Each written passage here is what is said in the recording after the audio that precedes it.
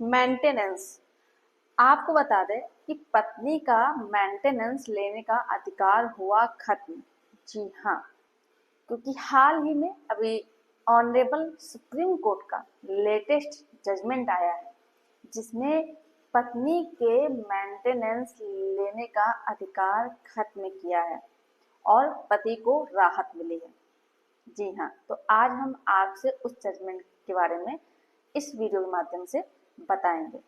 आपको बता दें कि मेरे पास कई सारे पतियों के इस तरह के कमेंट आते रहते हैं जिसमें वो मुझसे प्रश्न करते हैं कि मैम मेरी गलती नहीं है, मैंने कोई भी ऐसा कार्य नहीं किया है जिससे कि पत्नी को कोई तकलीफ हो, लेकिन फिर भी मेरी पत्नी हमसे बिना किसी कारण के, बिना किसी लड़ाई झगड़े के दूर हो गई है और अपना ससुराल छोड़ के चली गई है, मायके में जाकर के रहने लगी है।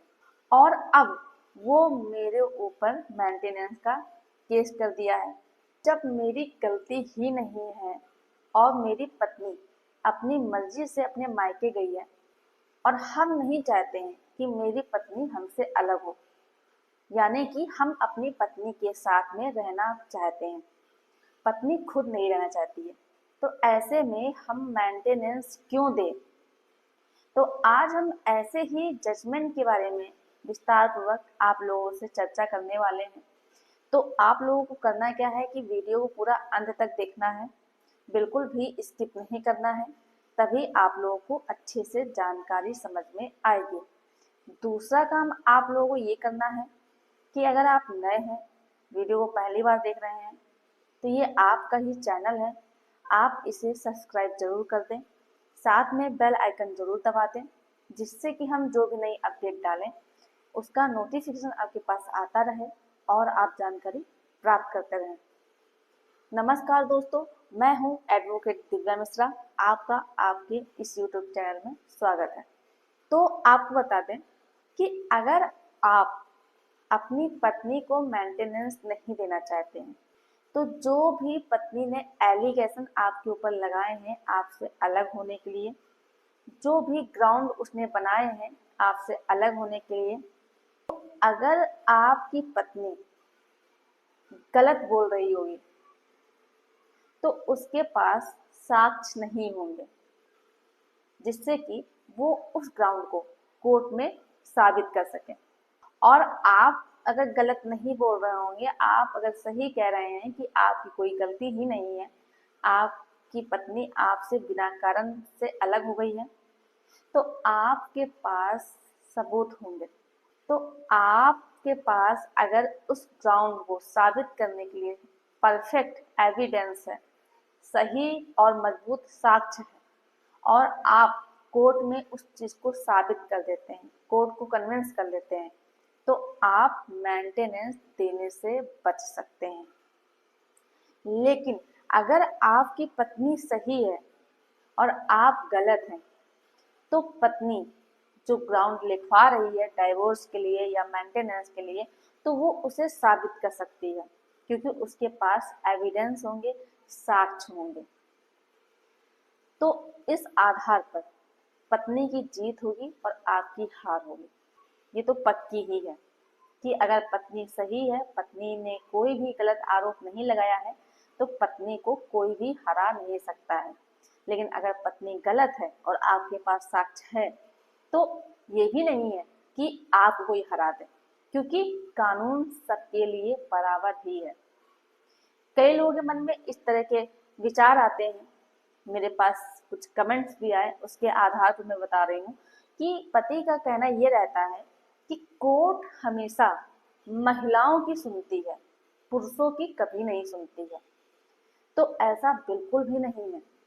महिलाएं जो ग्राउंड बना करके आपके ऊपर एलिगेशन लगाती हैं डाइवोर्स के लिए या क्रुएल्टी के लिए या मेंटेनेंस के लिए, आप उसे कोर्ट में अगर आपकी गलती नहीं है तो साबित नहीं कर पाते हैं अच्छे से।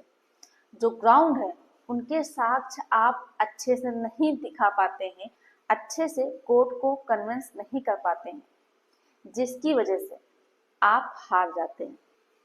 तो आपको अगर जीतना है, आपकी कोई गलती नहीं है, तो आपको करना ये है कि जो एविडेंस है कोर्ट में आपको दिखाने हैं, आपके पास जो एविडेंस है वो मजबूत होने चाहिए और कोर्ट को कन्विंस करना चाहिए। तो अगर आपकी गलती नहीं है तो आपकी जीत हो सकती है। जिस जजमेंट के बारे में अभी हम आपको बताने वाले हैं, उसमें होता ये है कि पति पत्नी में जब डिस्प्यूट होता है तो पत्नी अपने मायके चली जाती है। पत्नी का एक बच्चा भी होता है, वो बच्चा पत्नी के पास ही रह रहा होता है। पत्नी अपने पति के अगेंस्ट में डाइवोर्स का केस करती है। पत्नी को डाइवोर्स मिल भी जाता है। इसके बाद पत्नी अपने पति के ऊपर मेंटेनेंस का भी केस कर देती है। जब इस बात की जानकारी पति को होती है तो पति जाता है अपील दायर करने के लिए honourable high court. High court में अपनी बात रखता है, उसमें ये चीज बोलता है कि मेरी पत्नी हमसे बिना कारण के अलग हो गई है और जा करके मायके में रहने लगी है। मेरी पत्नी नौकरी भी करती है। जब वो नौकरी करती है तो उसको सैलरी भी मिलती है। जब सैलरी मिलती है तो वो अपना जब भरण पोषण कर सकती है और मेरी कोई गलती भी नहीं है, वो अपनी मर्जी से अपने मायके गई है।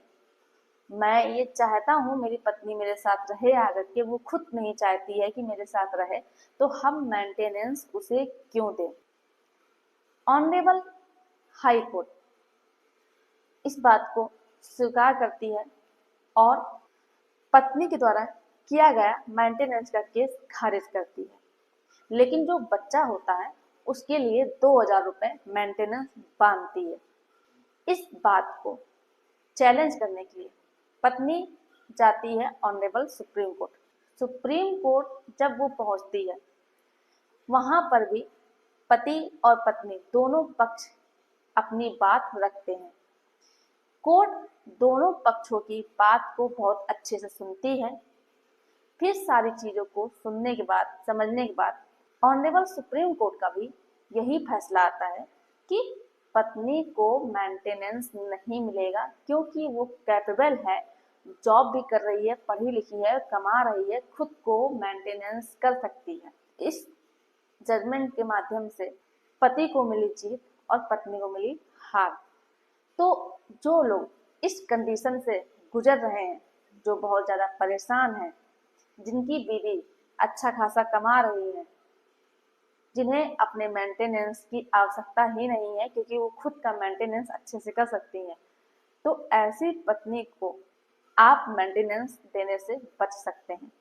सिर्फ आपको अच्छे से सबूत रखना रहेगा, यानी कि साक्ष्य रखना रहेगा, कोर्ट में प्रोड्यूस करना रहेगा कि आपकी पत्नी नौकरी कर रही है और अच्छा खासा कमा रही है। इसके लिए जहां आपकी पत्नी नौकरी कर रही है वहां जा करके कोई कागज लाना रहेगा जिसे कोर्ट में आपको दिखाना है। आप अच्छे से कोर्ट में अगर कन्विंस कर लेते हैं, साक्ष्य आप मजबूती के साथ रखते हैं कोर्ट में, तो आपकी जीत पक्की है। तो मेरे द्वारा दी गई जानकारी आप लोगों के लिए जरूर लाभदायक रही होगी। आप इस जजमेंट के माध्यम से न्याय प्राप्त कर सकते हैं। अगर आपको ऐसे ही डेली लॉ से रिलेटेड अपडेट चाहिए तो आप वीडियो को लाइक जरूर कर दें।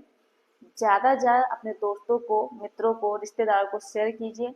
और अभी भी अगर आपने चैनल को सब्सक्राइब नहीं किया है तो ये आपका ही चैनल है, आप इसे सब्सक्राइब जरूर कर दें। धन्यवाद।